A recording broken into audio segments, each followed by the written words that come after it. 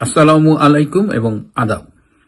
সাধারণত এক দেশের মন্ত্রী আর এক দেশে গেলে দীর্ঘদিন আলোচনা হয়, পররাষ্ট্র মন্ত্রণালয় পর্যায়ে যোগাযোগ হয় এবং তারা সফর করেন। সফর কোনো দোষের নয়, এমনকি সেটা যদি পাকিস্তান এবং বাংলাদেশের মন্ত্রীদের মধ্যেও সফর হয়, সেটাও নিয়ে আপাতত কোনো সমস্যা দেখছি না। কিন্তু পাকিস্তান হাইকমিশন ঢাকা অফিস থেকে নোট ভার্বাল দিয়েছে বাংলাদেশ পররাষ্ট্র মন্ত্রণালয় যে পাকিস্তানের স্বরাষ্ট্রমন্ত্রী মিস্টার মহসিন রেজা নকভি আসতে চান।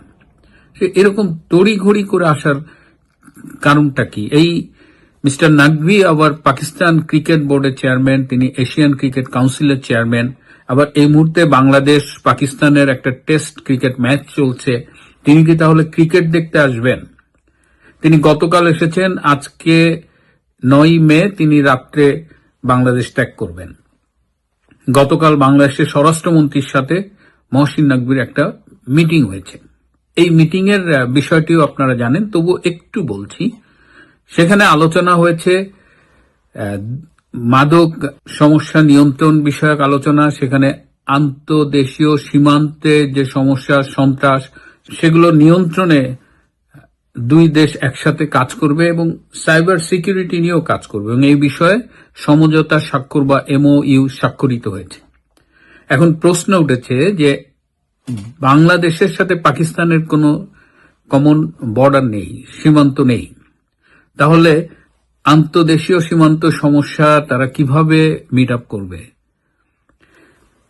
যে দেশটা নিজেই মাদকের সমস্যায় জর্জরিত, সেই পাকিস্তান বাংলাদেশকে কি হেল্প করবে?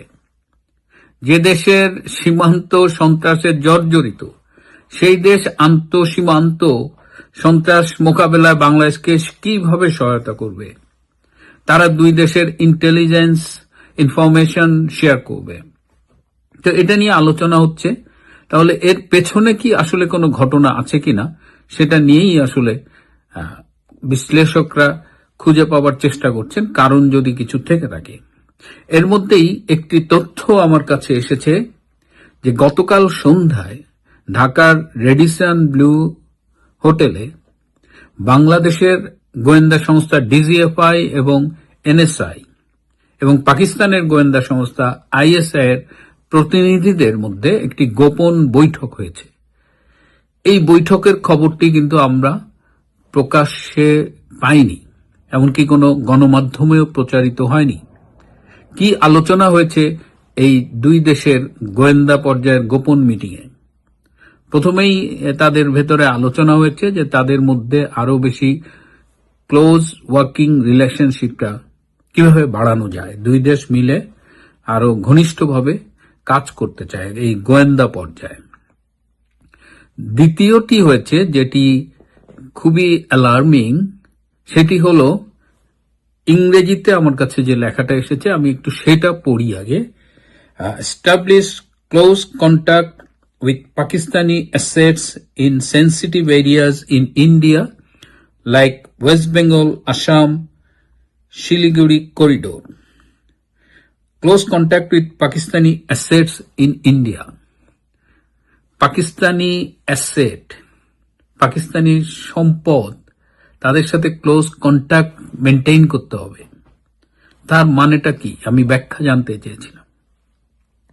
ব্যাখ্যাটা সম্ভবত এরকম যে পাকিস্তানের যে গোয়েন্দা নেটওয়ার্ক, যে স্পাই নেটওয়ার্কটা কাজ করছে ওয়েস্ট বেঙ্গল, আসাম, শিলিগুড়ি করিডোর এই এলাকায়, এবং বাংলাদেশের মধ্যে থেকে যেসব বিচ্ছিন্নতাবাদী জঙ্গি সন্ত্রাসী গ্রুপ ভারতের ভেতরে কাজ করছে,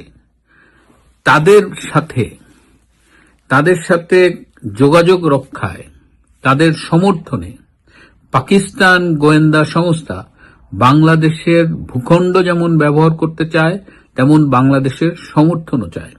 ইতিমধ্যেই কিন্তু বাংলাদেশের বিরুদ্ধে এই অভিযোগ তুলেছে ভারত একদম স্যাটেলাইট পিকচার, এটা নিয়ে আমি আগেও কথা বলেছি, লোকেশন সব দিয়ে বলেছে যে এখান থেকে পাকিস্তানি জঙ্গিরা ভারত বিরোধী তৎপরতা চালাচ্ছে। এদিকে এই যে গোয়েন্দা পর্যায়ের বাংলাদেশ এবং পাকিস্তানের মধ্যে যে মিটিংটা হলো, সেখানে পাকিস্তান বাংলাদেশের কাছে সমর্থন চাচ্ছে যে তাদের যে স্পাই নেটওয়ার্ক, স্পেশালি ইন্ডিয়ার ভেতরে তারা যে গোয়েন্দা কার্যক্রম চালাচ্ছে সেটার জন্য তারা বাংলাদেশের সমর্থন চায়, বাংলাদেশের মাটি ব্যবহার করতে চায়। এটা খুবই অ্যালার্মিং একটা বিষয়। এবং বিশেষ করে হঠাৎ করে বলা নেই কওয়া নেই পাকিস্তানের একজন মন্ত্রী, এবং তারেক রহমান প্রধানমন্ত্রী হওয়ার পরে এই প্রথম একজন পাকিস্তানের মন্ত্রী এলেন। কেন এলেন? এবং ঠিক এমন সময় এলেন যখন ভারতের পশ্চিমবঙ্গের নির্বাচনে মমতা ব্যানার্জি পরাজিত হয়েছেন এবং বিজেপি নির্বাচিত হয়েছেন, শুভেন্দু অধিকারী মুখ্যমন্ত্রী নির্বাচিত হয়েছেন। পাকিস্তান কি এই কারণে একটু নড়ে চড়ে বসেছে? মমতা থাকলে কি তারা অনেক বেশি আশ্বস্ত বোধ করতেন? শুভেন্দু আশায় কি তাদের কোনো সমস্যা হবে? এই বিষয়টা নিয়ে কি তারা আলোচনা করতে এসেছেন? এই যে মাদক নিয়ন্ত্রণ, আন্তঃসীমান্ত সন্ত্রাস দমন, সাইবার সিকিউরিটি, এই সবই কি আইওয়াশ? কারণ পাকিস্তানের সাথে এই বিষয়গুলো নিয়ে এমওইউ স্বাক্ষর করা খুব একটা জরুরি না। যে ছাত্রটি পরীক্ষায় ফেল করেছে তার কাছে আপনার ছেলেকে আপনি টিউশনি পড়তে পাঠাবেন, প্রাইভেট পড়তে পাঠাবেন? তো এই হলো ঘটনা, এটা নিয়ে এখন আলোচনা চলছে এবং ভারতও খুব নড়েচড়ে বসছে। কে বা কারা সম্ভবত তারেক রহমানকে বুঝিয়েছে যে এই মুহূর্তে তুরস্কের সাথে সুসম্পর্ক বজায় রাখাটাই তার জন্য উত্তম। কারণ তুরস্ক একদিকে রাশিয়ার সাথে সম্পর্ক মেনটেন করে, একদিকে পাকিস্তানের সাথে সম্পর্ক মেনটেন করে, আরেকদিকে আমেরিকার সাথে সম্পর্ক মেনটেন করে।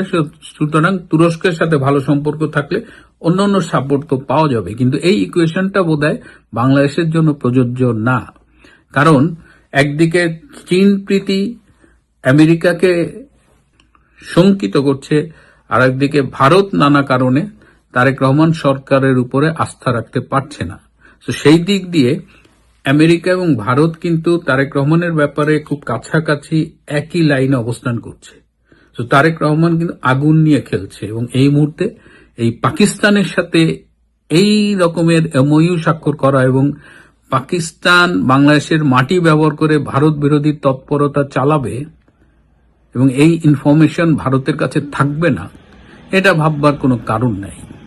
সুতরাং সামনে এই পাকিস্তানের এই মন্ত্রী সফর এবং গোয়েন্দা পর্যায়ের গোপন মিটিং, এটা কিন্তু একটা অশনি সংকেত নির্দেশ করছে। দেখা যাক কি হয়। তারেক রহমান কি তার সাধ্যের চেয়ে বেশি ঝুঁকি নিয়ে ফেলছেন? সময়ই এই প্রশ্নের উত্তর দেবে। প্রিয় বন্ধুরা, আজ এ পর্যন্তই। ভালো থাকবেন, সুস্থ থাকবেন, তার চেয়েও জরুরি হলো নিরাপদে থাকবেন। সবাইকে অনেক ধন্যবাদ।